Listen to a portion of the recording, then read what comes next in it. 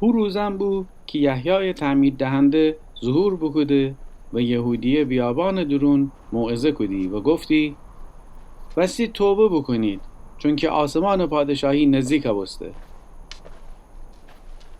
یحیی اونی ایسی که اشعیای نبی درباره اونگه ایت صدای بیابان میان فریاد زنه خداوند رای آماده کنید اون مسیر هموار کنید.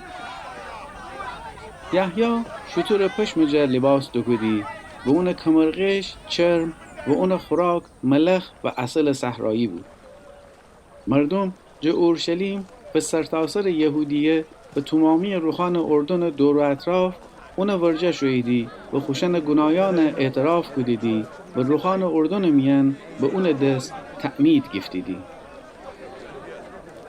اما یحیی وقتی بیده که خیلی جفریسیان و صدوقیان امایدی هویه که یحیی مردم تعمید دهی اوشانه بگفته ای افعی زکن کی شما را خبر بده و جه غضبی که امان داره بگریزید.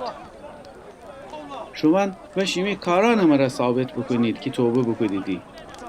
گمان نکنید که تنیدی کس بگید امی پیر ابراهیمه چون که شما را گم خدا تنه از سنگن جه ابراهیم ره زخنی به وجود ببره.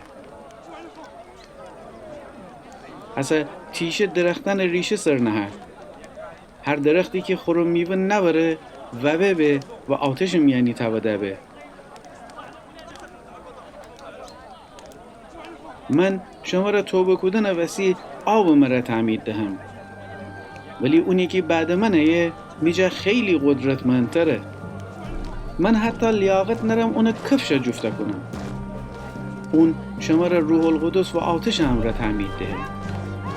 اون چنگک اون دست درون نه و خو خرمن پاکا کنه و خو گندم تلمبار میان جمع کنه ولی کاه و کلش آتش درون سوجنه آتشی که هیچ وقت خاموش نمیشه.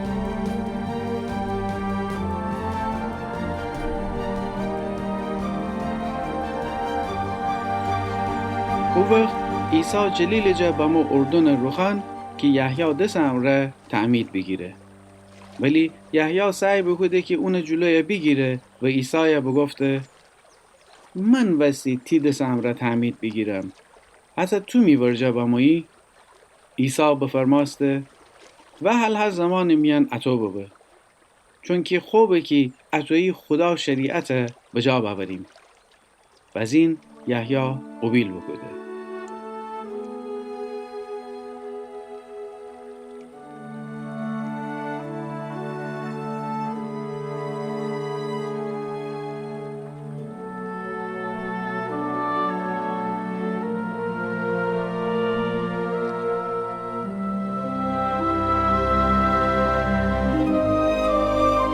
وقتی عیسی تعمید بگیفته و آب جا بیرون بمو اون لحظه آسمان بازا بسته و خدا روح بیده که کبوتر منستن نازل ببسته و عیسی رو قرار بگیفته و ایت صدا آسمان جا بمو که انه می عزیز پسر که اون جا راضیم.